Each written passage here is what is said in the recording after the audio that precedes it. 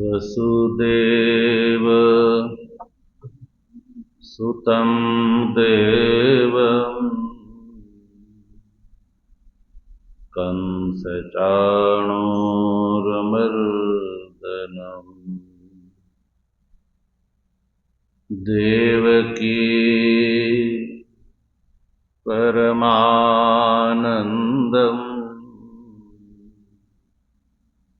कृष्णं वन्दे जगद्गुरुम् मूकं करोति वाचालम् पङ्गुं लङ्घयते गिरिं यत्कृपातमहं वन्दे परमानन्दमाधवम्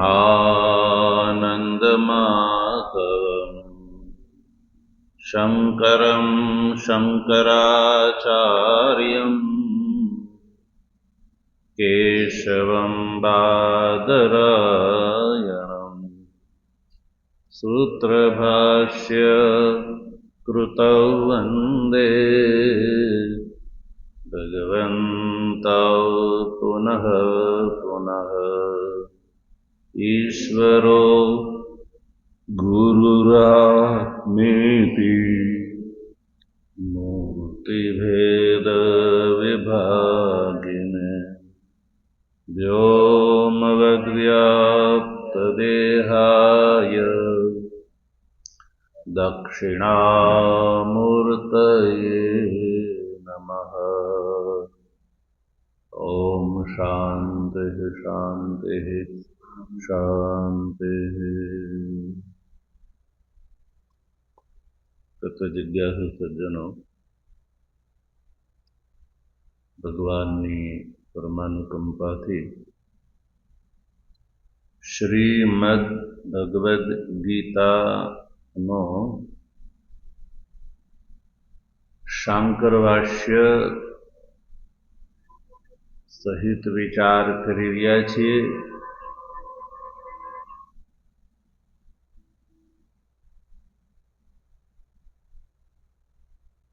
તો ભગવાન ભાષ્યકાર સૌ પ્રથમ મંગલાચરણ તદઅનંતર ઉपोद्घात ભાષ્ય નો વિચાર કર્યો. ત્યારબાદ પ્રથમ અધ્યાય અને બીજા અધ્યાયના એક દેશ નું જે ભાષ્યકૃત તાત્પર્ય આપણે જાણ્યું અને ભગવાન ભાષ્યકાર જે છે એને એ સ્પષ્ટ કર્યું કે પ્રથમાધ્યાય અને બીજા અધ્યાયના એક દેશનું તાત્પર્ય છે કે શોક અને મોહ જે છે એ સંસારનું બીજભૂત દોષ છે એ બતાવવામાં તાત્પર્ય છે. પ્રથમ અધ્યાય અને બીજા અધ્યાયના એક દેશનું તાત્પર્ય છે શોક મોહ સંસારમાં બીજભૂત દોષ છે. 11મા શ્લોકથી લઈને ઉપદેશની સમાપ્તિ સુધી જે છે ગ્રંથ છે એનો આ જે સંસારનો બીજભૂત દોષ છે એની નિવૃત્તિ કરવા વાળું જે બ્રહ્મ જ્ઞાન છે એ બ્રહ્મ જ્ઞાનમાં એનો તાત્પર્ય છે. 11મા શ્લોકથી લઈને ઉપદેશની સમાપ્તિ સુધી.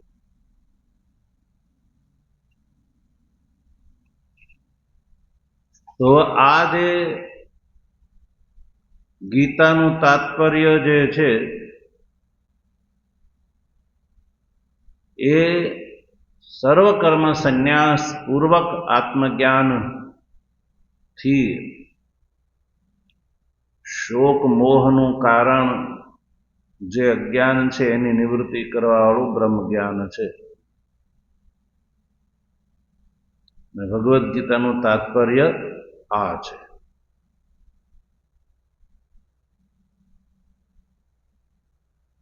ગીતા શાસ્ત્રનો અર્થ છે સર્વકર્મ સંન્યાસ પૂર્વક આત્મજ્ઞાનથી જ કૈવલ્યની પ્રાપ્તિ. ગીતા શાસ્ત્રનો સ્વાભિપ્રેત અર્થ છે. તો એ જે અર્થ છે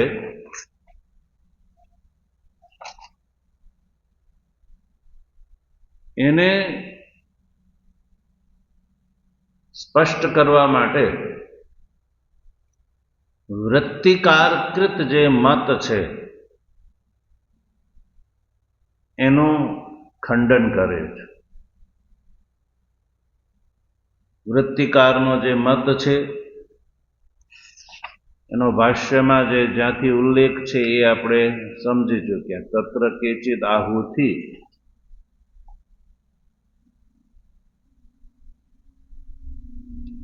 ન અધર્મત્વમ ઇતિ સુનિશ્ચિતમ ઉક્તમ ભવતી. આટલો જે ગ્રંથ છે ભાષ્ય ગ્રંથ એ વૃત્તિકારના મતનો ઉલ્લેખ કરે છે.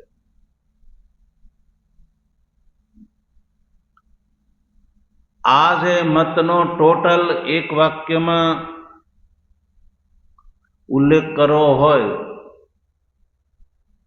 તો આપણે એવું બોલીશું કે વૃત્તિકાર કહે છે કે સર્વાસુ ગીતાસુ સમુચ્ચય એવ પ્રતિપાદ્યતે. ભગવાન શ્રી કૃષ્ણએ સંપૂર્ણ ગીતાની અંદર સમુચ્ચયનું પ્રતિપાદન કર્યું છે. વૃત્તિકાર એવું કહે છે. તો ભગવાન ભાષ્યકાર એ મતનું ખંડન કરે છે કે એ મત જે છે વૃત્તિકારે ભગવદ્ ગીતાનું આ જે તાત્પર્ય કાઢ્યું છે એનું કહેવું ગલત છે. તદ અસત. તદથી અભિપ્રાય છે સમુચ્ચયવાદ. જ્ઞાન અને કર્મનો સમુચ્ચય. વૃત્તિકારનો અભિપ્રાય શું છે? જ્ઞાન અને કર્મનો સમુચ્ચય જે છે એ કૈવલ્ય મોક્ષનું કારણ છે. કેવલ જ્ઞાન નહીં, કિંતુ કર્મ સમુચ્ચિત જ્ઞાન જે છે એ કૈવલ્યનું કારણ છે. ભાષ્યકાર અને વૃત્તિકારના મતમાં ભેદ સમજ્યો. ભાષ્યકારના મતે ગીતા શાસ્ત્ર શું છે? કેવલ જ્ઞાન કૈવલ્ય મોક્ષનું કારણ. વૃત્તિકારના મતે કર્મ સમુચ્ચિત જ્ઞાન કૈવલ્ય મોક્ષનું કારણ. આ બે આચાર્યમાં ફેર છે. ફરીથી ભાષ્યકારના મતે કેવલ તત્વજ્ઞાન સર્વકર્મ સંન્યાસ પૂર્વક આત્મજ્ઞાન એ કૈવલ્ય મોક્ષનું કારણ છે. અને વૃત્તિકારના મતે કર્મ સમુચ્ચિત જ્ઞાન એ કૈવલ્યનું કારણ છે. અર્થાત એક શબ્દમાં કહીએ તો સમુચ્ચય, જ્ઞાન કર્મ સમુચ્ચય એવું કહીશું. શું કહીશું? જ્ઞાન કર્મ સમુચ્ચયવાદ. વૃત્તિકારનો જે છે વાદ છે જ્ઞાન કર્મ સમુચ્ચય એ મોક્ષનું કારણ છે એવું ગીતા કહે છે. એમ કે ગીતાનો અભિપ્રાય જ્ઞાન અને કર્મના સમુચ્ચયથી મોક્ષ થાય છે એવું વૃત્તિકાર ગીતાનો અભિપ્રાય બતાવે છે. ભગવાન ભાષ્યકાર કહે છે તદ અસત. પંક્તિમાં જો તદ અસત પંક્તિ છે તદ અસત એવું છે ને, પણ આપણે એને સંધિ છૂટી પાડશું તો તદ અસત એવું થશે. તદ અસત. તો તદ એટલે સમુચ્ચયવાદ. તદનો અર્થ છે સમુચ્ચયવાદ.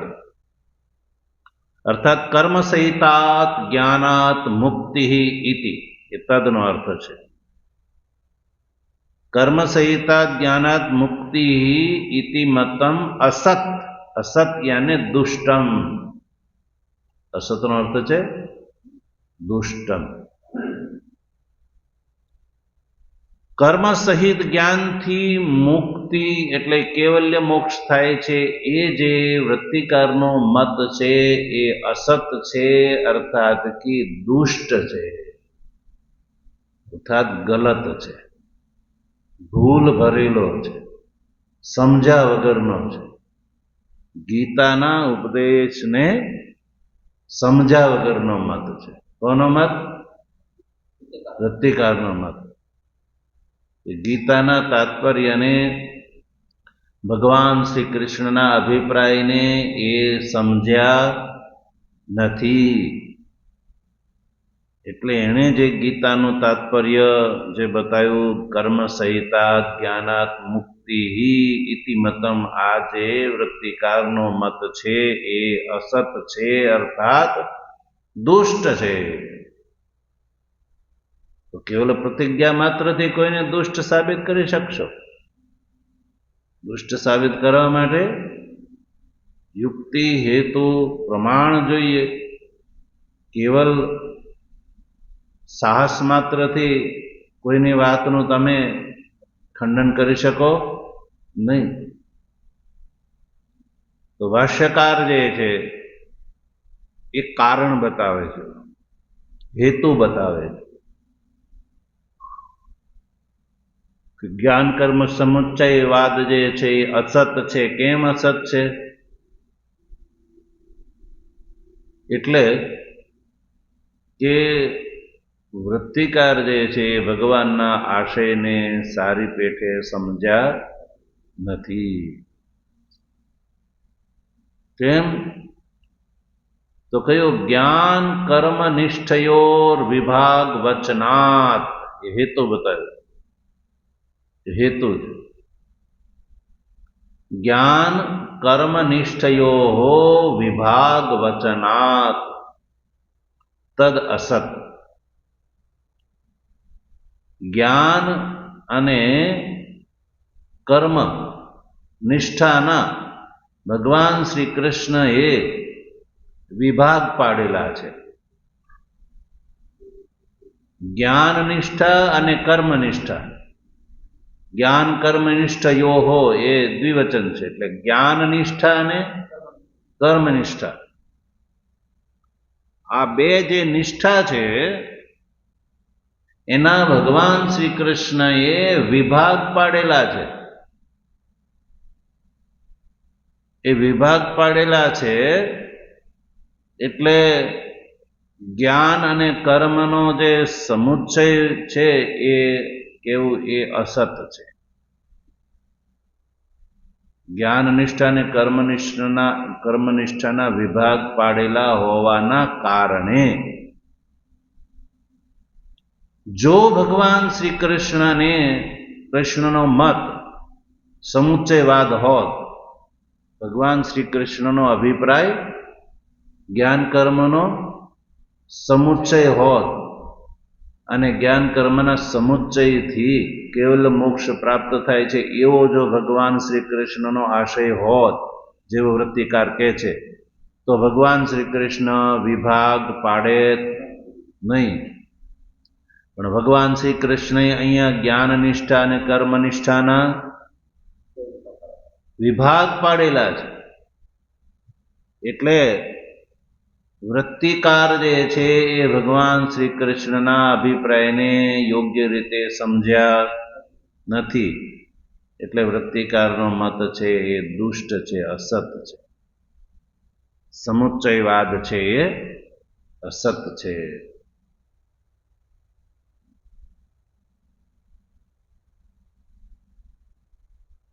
જ્ઞાન કર્મ નિષ્ઠયો વિભાગ વચનાદ બુદ્ધિ દ્વય આશ્રયયો.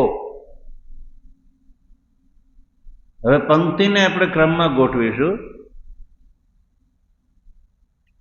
बुद्धिद्वय आश्रययोः ज्ञान कर्मनिष्ठयोः विभाग वचनात् इति आ हेतु छे, हेतु वाक्य छे। वृत्तिकार अभिमत जे समुच्चय मत छे एने दुष्ट साबित करतु आ सौथी पहलू हेतु वाक्य भगवान भाष्यकार बतावे कि बुद्धिद्वय आश्रययोः ज्ञान कर्मनिष्ठयोः विभाग वचनाद इति। बुद्धिद्वय, बुद्धिद्वय એટલે બે બુદ્ધિ, દ્વય એટલે બે, બુદ્ધિદ્વય એટલે બે બુદ્ધિ, આશ્રય એટલે બે બુદ્ધિને આશ્રય। તો બે બુદ્ધિ એટલે કઈ બે બુદ્ધિ? તો યોગ બુદ્ધિ અને સાંખ્ય બુદ્ધિ લેવાનું। શું લેવાનું છે? યોગ બુદ્ધિ અને સાંખ્ય બુદ્ધિ આશ્રય જે જ્ઞાન નિષ્ઠા અને કર્મ નિષ્ઠા ના વિભાગ પાડેલા છે ભગવાને।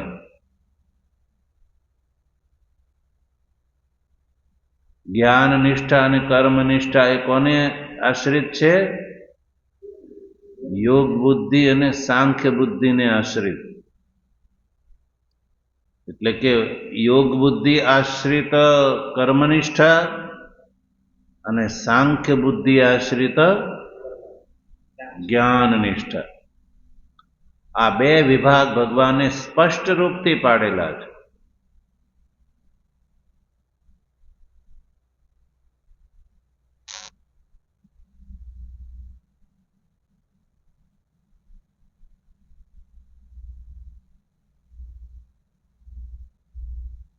તો આ બે વિભાગ વચન જો સમજવામાં આવશે તો એ સાબિત થશે કે સમુચ્ચયવાદ જે છે એ અસત છે, દુષ્ટ છે।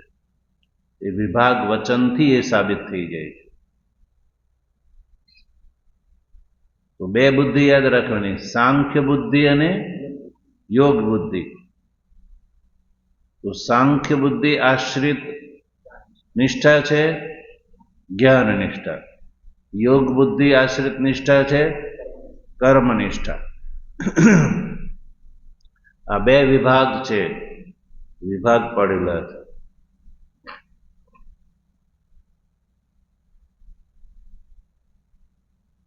જો ભગવાન શ્રી કૃષ્ણ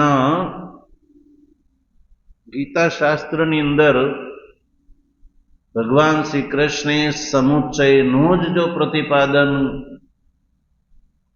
કર્યું હોત, જેવી રીતે વૃત્તિકાર કહે છે, તો આ વિભાગ વચન છે એ વિરુદ્ધ થઈ ગયું છે। વિભાગ વચન વિરુદ્ધ થઈ ગયું।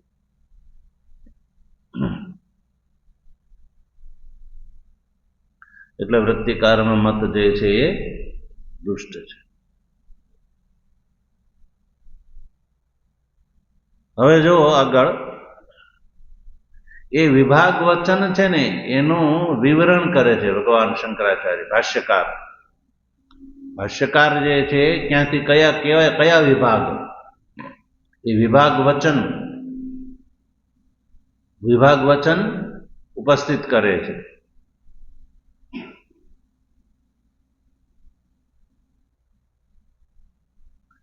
વિભાગ વચન જે છે ને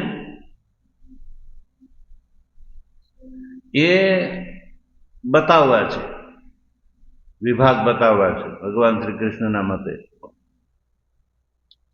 તો એમાં વિભાગ છે જ્ઞાન નિષ્ઠા અને કર્મ નિષ્ઠા। જ્ઞાન નિષ્ઠા કોને આશ્રિત છે? સાંખ્ય બુદ્ધિને। કર્મ નિષ્ઠા યોગ બુદ્ધિને। તો આ સાંખ્ય બુદ્ધિ અને યોગ બુદ્ધિ જે છે એમાં સાંખ્ય બુદ્ધિ જે છે એ પહેલા બતાવે છે ભાષ્યકાર। સાંખ્ય બુદ્ધિ કોને કહેવામાં આવે એ વાત પહેલા સ્પષ્ટ કરે છે, અને સાંખ્ય બુદ્ધિ જ્યારે ખ્યાલ આવી જાય તો આ સાંખ્ય બુદ્ધિ આશ્રિત જે છે નિષ્ઠા, એને આપણે જ્ઞાન નિષ્ઠા કહીશું. તો ભાષ્યકાર પહેલા સાંખ્ય બુદ્ધિનું સ્વરૂપ બતાવે. જો અશોચાન ઇત્યાદિના ભગવતા યાવત સ્વધર્મમ અપી ચાવેક્ષ્ય ઇતિ એતદ અંતેન ગ્રંથેન યત પરમાર્થ આત્મતત્વ નિરૂપણમ કૃતમ તત સાંખ્યમ તદ વિષયા બુદ્ધિ આત્મનો જન્માદિ ષડ્વિક્રિયા અભાવાદ અકર્તા આત્મા ઇતિ પ્રકરણાર્થ નિરૂપણાત યા જાયતે સા સાંખ્ય બુદ્ધિ સા યેષાં જ્ઞાનિનાં ઉચિતા ભવતી તે સાંખ્યાઃ.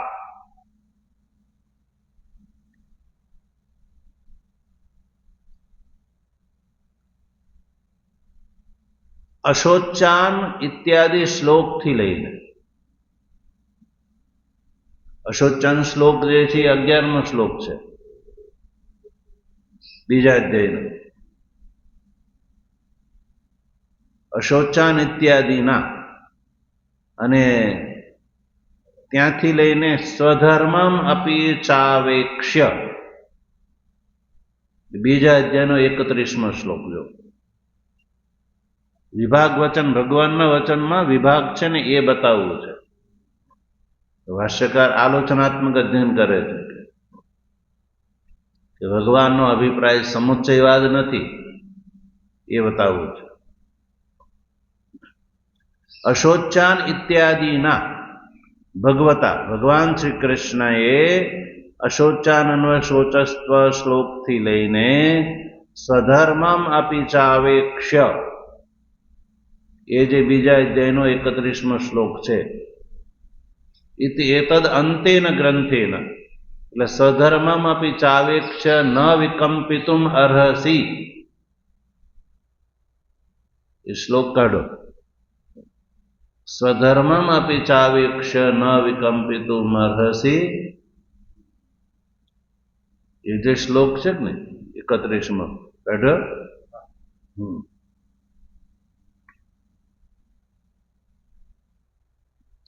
તો એ શ્લોક સુધીનો ગ્રંથ છે કે નહીં, એટલે અશોચાનંદ શોચસ્વથી લઈને 31મા શ્લોક સુધી, એટલે 11મા શ્લોકથી લઈને 31મા શ્લોક સુધીમાં ભગવાન શ્રી કૃષ્ણે જે ઉપદેશ આપ્યો છે અર્જુનને, એ શ્લોકથી 11 થી લઈને 31 શ્લોક સુધીના ગ્રંથમાં ભગવાન શ્રી કૃષ્ણએ પરમાર્થ આત્મતત્વનું નિરૂપણ કર્યું છે. શાનું કર્યું છે? પરમાર્થ આત્મતત્વ નિરૂપણમ કૃતમ. પરમાર્થ આત્મતત્વ ના નિરૂપણનું નિરૂપણ કર્યું છે. 11મા શ્લોકથી લઈને 31મા શ્લોક સુધીમાં ભગવાન શ્રી કૃષ્ણએ આત્માનું પારમાર્થિક સ્વરૂપ બતાવ્યું છે. કોનું? આત્માનું પારમાર્થિક સ્વરૂપ બતાવ્યું છે. તો આ જે પારમાર્થિક સ્વરૂપ જે બતાવ્યું એને સાંખ્યમ કહીશું આપણે. ભગવાન શ્રી કૃષ્ણ કહે છે, ભાષ્યકાર કહે છે તત્ સાંખ્યમ, એને સાંખ્યમ કહેવામાં આવે છે. 11મા શ્લોકથી લઈને 31મા શ્લોક સુધીમાં જે આત્માના પારમાર્થિક સ્વરૂપનું જે નિરૂપણ કર્યું એ નિરૂપણને સાંખ્યમ કહેવામાં આવે છે. સાંખ્ય જ્ઞાન કહેવામાં આવે છે. કેવું જ્ઞાન? સાંખ્ય જ્ઞાન કહેવામાં આવે છે. અને તદ વિષયા બુદ્ધિ, તદ વિષયા બુદ્ધિ સાંખ્ય બુદ્ધિ. ભાષ્યમાં જો મળ્યું, તદ વિષયા બુદ્ધિ સાંખ્ય બુદ્ધિ. તદ વિષયમાં તદનો અર્થ છે સાંખ્ય વિષયા બુદ્ધિ. એટલે કે પરમાર્થ આત્મ તત્વનું જે નિરૂપણ કર્યું છે કે નહીં, એ નિરૂપણ વિષયની બુદ્ધિને કહીશું સાંખ્ય બુદ્ધિ. પારમાર્થિક આત્મતત્વના નિરૂપણનું નામ છે સાંખ્યમ. અને આવી બુદ્ધિ જેની હોય, આવી બુદ્ધિ ને કહેવામાં આવે સાંખ્ય બુદ્ધિ. અને આવી સાંખ્ય બુદ્ધિ જેની અંદર હોય એ વ્યક્તિને કહેવામાં આવે છે સાંખ્યાહ. સમજવામાં આવ્યું? સાંખ્યમ, સાંખ્ય બુદ્ધિ અને સાંખ્યાહ. ત્રણ વાત થઈ. સાંખ્યમ, સાંખ્ય બુદ્ધિ અને સાંખ્યાહ. તો સાંખ્યમનો અર્થ છે જ્ઞાન, પારમાર્થિક આત્માના સ્વરૂપનું જ્ઞાન. એને સાંખ્ય જ્ઞાન કહેવામાં આવે છે. કેવું? સાંખ્ય જ્ઞાન કહેવામાં આવે છે. અને આ સાંખ્ય વિષયની બુદ્ધિને કહેવામાં આવે છે સાંખ્ય બુદ્ધિ. અને આવી સાંખ્ય બુદ્ધિ જેની અંદર હોય એવા જ્ઞાનીને કહેવામાં આવે છે સાંખ્ય. એક વચનમાં સાંખ્ય અને બહુવચનમાં સાંખ્ય. એક વચનમાં સાંખ્ય અને બહુવચનમાં સાંખ્ય. અને આવા જ્ઞાનને કહેવામાં આવે છે સાંખ્યમ, સાંખ્યમ જ્ઞાન. હવે સાંખ્યમ જે છે ને એનો મૂળ પ્રાકૃતિક શબ્દ છે સંખ્યા. મૂળ શબ્દ શું છે? સંખ્યા છે. સંખ્યાથી જે જ્ઞાન થાય ને, સંખ્યાથી, એને સાંખ્ય જ્ઞાન કહેવામાં આવે છે. સંખ્યાના માધ્યમથી જે જ્ઞાન થાય એને કહેવામાં આવે સાંખ્યમ જ્ઞાન. તો ભગવાન ભાષ્યકાર અહીંયા સાંખ્યમ જ્ઞાન કોને કહેવાય છે? પરમાર્થ આત્મતત્વને. ભગવાને જે 11 થી લઈને 31 શ્લોક સુધીમાં જે આત્માના પારમાર્થિક સ્વરૂપનું જે નિરૂપણ કર્યું એ જ્ઞાનને સાંખ્ય જ્ઞાન કહેવામાં આવે છે. એટલે સંખ્યાથી ઉત્પન્ન થતું જ્ઞાન સાંખ્ય જ્ઞાન. લોકમાં સંખ્યા કોને કહેવામાં આવે છે? લોકમાં સંખ્યાથી શું ગ્રહણ કરવામાં આવે છે? નંબર, અંક. 1, 2, 3, 4, 5 એ શું કહે છે ને? સંખ્યા કહેવામાં આવે. અને એ સંખ્યાથી જે જ્ઞાન થાય એને સાંખ્ય જ્ઞાન કહેવામાં આવે. અર્થાત કે નિશ્ચયાત્મક જ્ઞાન. કેવું જ્ઞાન? નિશ્ચયાત્મક જ્ઞાન, સંશય વિપર્ય રહિત જ્ઞાન. એને કહેવામાં આવે સાંખ્ય જ્ઞાન. કેવું જ્ઞાન? સંશય વિપર્યાદિ દોષથી રહિત જે જ્ઞાન છે એને કહેવામાં આવે છે સાંખ્ય જ્ઞાન. હવે જો આપણે સંખ્યા શબ્દનો અર્થ આંકડા લઈએ, અંક લઈએ ને, તો પણ વ્યવહારમાં પણ જો સંખ્યાથી જે જ્ઞાન થાય ને એ સંશય વિપર્યથી રહિત જ્ઞાન હોય. દાખલા તરીકે તમે જે મકાન બનાવી રહ્યા છો, મકાન, તો એને બધું જ કાર્ય છે બધું માપીને થાય છે. શેનાથી થાય છે? માપીને થાય. હવે તમને આર્કિટેક્ટે નકશો આપી દીધો, એની અંદર બધું લખ્યું હોય, આ આટલા ફૂટ, આ આટલા ફૂટ, આ આટલા ફૂટ, અહીં આટલા ફૂટ. એ નકશો આપી દે.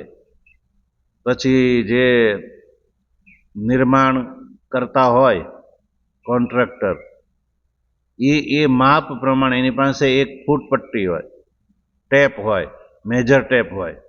એ મેજર ટેપથી એ આર્કિટેક્ટે જે માપ બતાવ્યું એ પ્રમાણે એ કરે તો એ કેવું, એ નિર્માણ કેવું થાય? નિશ્ચયાત્મક નિર્માણ થાય કે નહીં? જેવો માલિકનો નિશ્ચય છે કે જેવું મારે કરવું છે એવા પ્રકારનું એ થાય. અને પેલો કોન્ટ્રાક્ટર છે એ પોતાની ઈચ્છા અનુસાર લાંબુ ટૂંકું કરી નાખે તો થાય નહીં. એટલે આ મેજર છે, માપ છે, સંખ્યા છે, એ વસ્તુ એ જ્ઞાનને નિશ્ચિત કરી દે છે. દાખલા તરીકે હોલમાં કથા સાંભળવા વાળા ઘણા બધા બેઠા છે, ઘણા બધા લોકો બેઠા છે. અચાનક કોઈ વ્યક્તિને ઊભો કરી દેવામાં આવે કે અચ્છા બતાવો ભાઈ આ હોલની અંદર કેટલા લોકો બેઠા છે, તો એ જોશે, એ બધાને જોશે, બધાના ચહેરાને એ જોઈ શકે છે, પણ કેટલા છે એ બતાવી શકશે નહીં. કેવલ જોઈને બતાવી શકશે નહીં કે કેટલા લોકો બેઠા છે. બધા દેખાય છે છતાં, બધા લોકો બેઠેલા છે, બધા ચક્ષુનો વિષય બની રહ્યા છે, છતાં પણ એ વ્યક્તિ તરત એમ કહે છે કે હું કેટલા છે ગણી લઉં પછી તમને કહું. શું કહે છે? ગણ્યા પછી કહું કે કેટલા છે. તો એ 1 2 3 4 5 એ રીતે ગણશે, અને એમ થયું કે હાલો 50ની સંખ્યામાં બધા આવી ગયા, તો એમ કહે છે કે ભાઈ 50 વ્યક્તિ છે. કેટલા છે? 50. એ 50 જ છે, 51 પણ નહીં, 49 પણ નહીં. એ નિશ્ચય શેનાથી થયો? સંખ્યાથી. શેનાથી? સંખ્યાથી થયો. અને પેલો વિશ્વાસપૂર્વક કહી શકશે કે આ હોલની અંદર 50 જ બેઠા છે. કોઈ આવીને એમ કે નહીં 49 છે યા 51 છે, તો તરત કહે છે કે નહીં 50 જ છે, 49 પણ નહીં, 51 પણ નહીં, અને 50 જ છે. કેમ? તો કે મેં ગણ્યા છે. ગણ્યા એટલે એ ગણવાથી જે જ્ઞાન થાય એ નિશ્ચયાત્મક જ્ઞાન થાય છે. એટલે સંખ્યાથી થતા જ્ઞાનને કહેવામાં આવે સાંખ્ય જ્ઞાન, એટલે નિશ્ચયાત્મક જ્ઞાન, જેવું છે એવું જ્ઞાન. સાંખ્યનો અર્થ છે જેવું છે એવું જ્ઞાન, એમાં ક્યાંય કોઈ સંશય વિપર્યય ન હોય એવું, એવા જ્ઞાનને કહેવામાં આવે છે સાંખ્યમ. अर्थात कि उपनिषद प्रतिपादित ज्ञान. तो उपनिषद ने संख्या कहेवामां आवे छे, उपनिषद ने संख्या कहेवामां आवे छे. અને ઉપનિષદથી જ્ઞાન થતા જ્ઞાનને એટલે સાંખ્ય જ્ઞાન કહીશું. જો ઉપનિષદ શબ્દનો પ્રયોગ કરવામાં આવે તો ઉપનિષદ પ્રતિપાદ્ય જ્ઞાનને ઔપનિષદ જ્ઞાન કહેવામાં આવે. કેવું? ઔપનિષદ. ઉની વૃદ્ધિ થઈ જાય, ઉપનમાં જે આદિ જે ઉ છે ને એની વૃદ્ધિ થઈ જાય. ઉપનિષદ પ્રતિપાદ્ય જે જ્ઞાન કે હોય એને કહેવામાં ઔપનિષદ જ્ઞાન.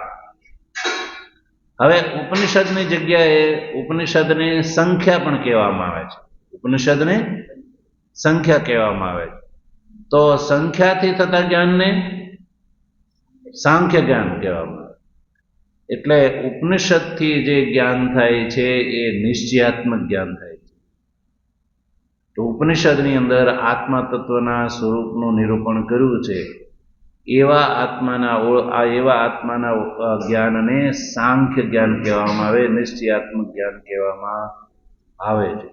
અને આવું જેને નિશ્ચયાત્મક જ્ઞાન થાય છે એને અજ્ઞાનની નિવૃત્તિ થઈ જાય છે. આત્મતત્વ વિષયક જે અજ્ઞાન છે એની નિવૃત્તિ થઈ જાય છે, એટલે એને વાસ્તવિક જ્ઞાન થયું. વાસ્તવિક સાંખ્ય જ્ઞાન એ છે કે આ શરીર જે છે એ આત્મા નથી, પણ આત્મા છે એ આ શરીરથી ભિન્ન છે.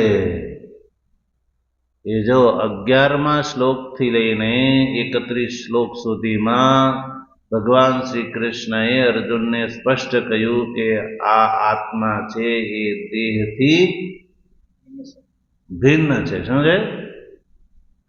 દેહ એ આત્મા નથી. અશોચાન અન્વશોચસ્ત્વમ. આત્મા જે છે શોકનો વિષય નથી, અને એનો તો તું શોક કરે છે.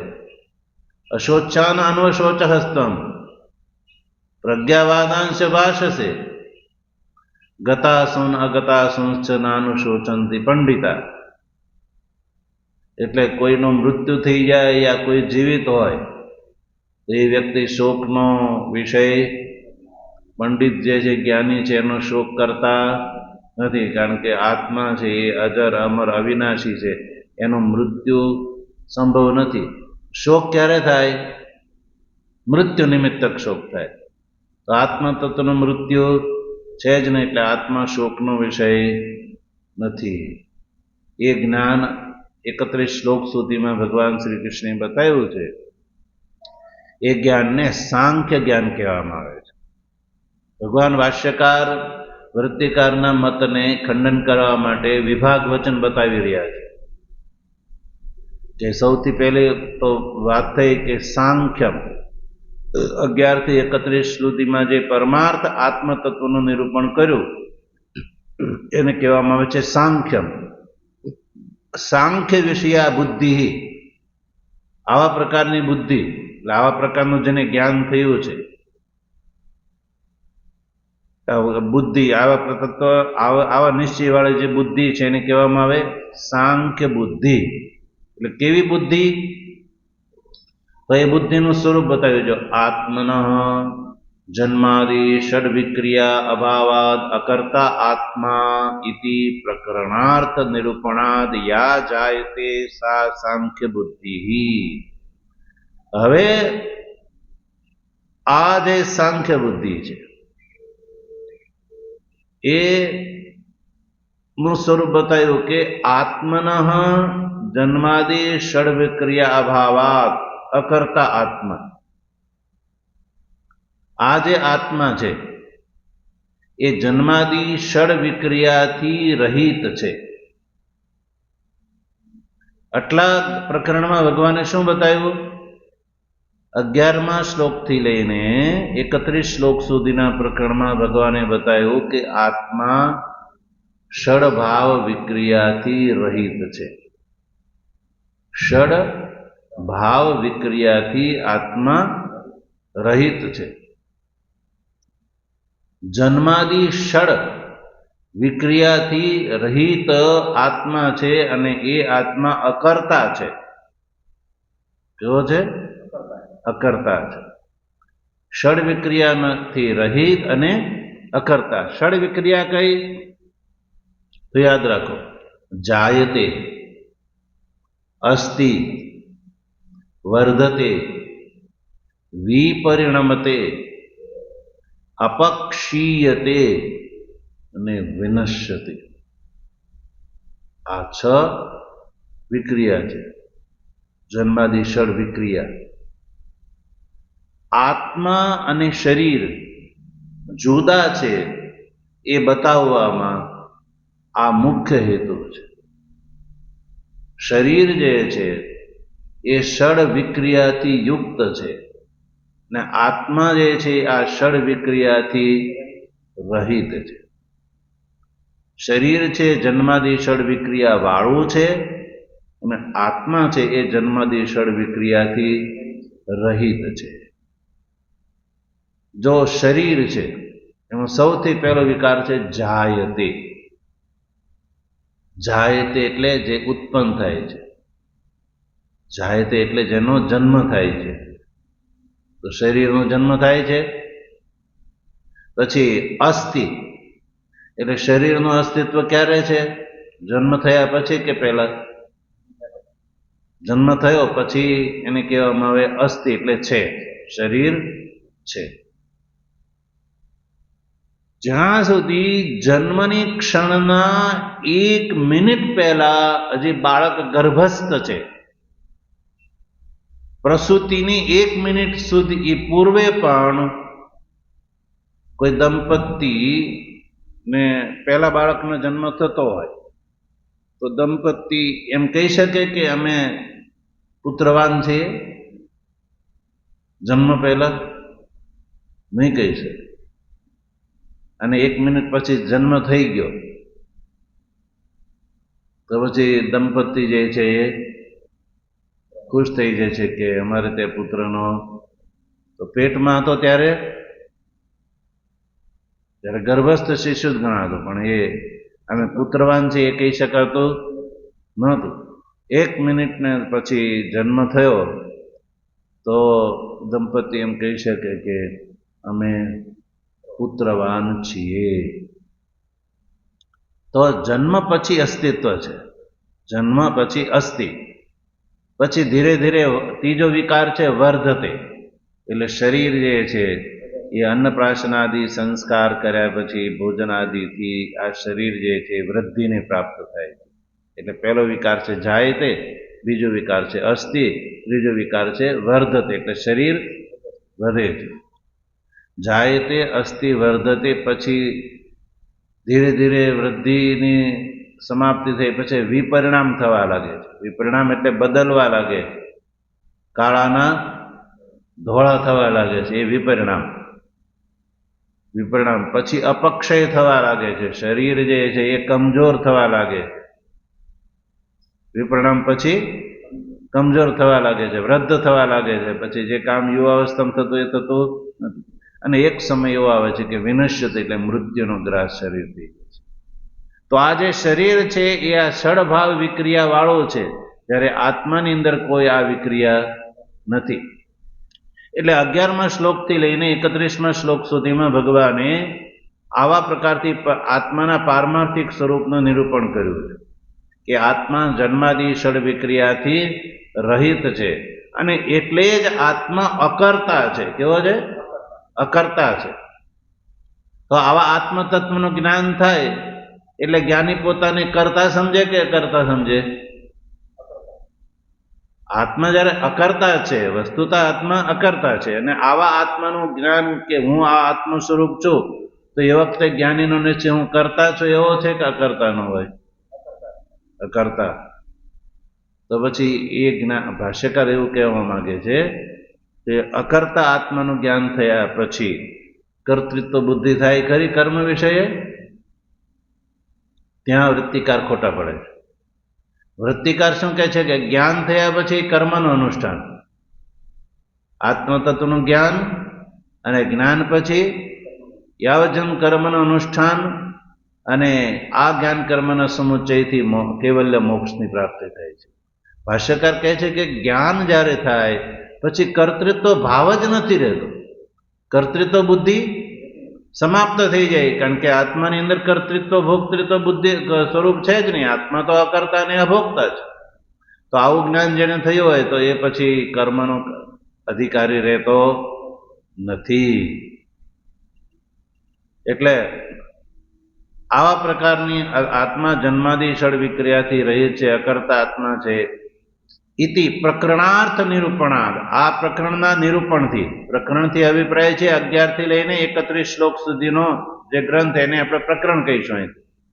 એ પ્રકરણના પ્રકરણાર્થ નિરૂપણાદ, આ નિરૂપણથી યા જાય તે, આ નિરૂપણથી જે ઉત્પન્ન થાય સા સાંખ્ય બુદ્ધિ, એને કહેવામાં આવે સાંખ્ય બુદ્ધિ કહેવામાં આવે છે, સાંખ્યા બુદ્ધિ. અને સા યેષામ જ્ઞાનીનામ ઉચિતા, આવા પ્રકારની સાંખ્ય બુદ્ધિ જે જ્ઞાનીની અંદર ઉચિત છે, ઉચિતા ભવતી, તે સાંખ્ય, એવા જ્ઞાનીને કહેવામાં આવે છે સાંખ્ય, બહુવચનમાં સાંખ્ય કહેવામાં આવે છે. તો આ પહેલો વિભાગ બતાવ્યો.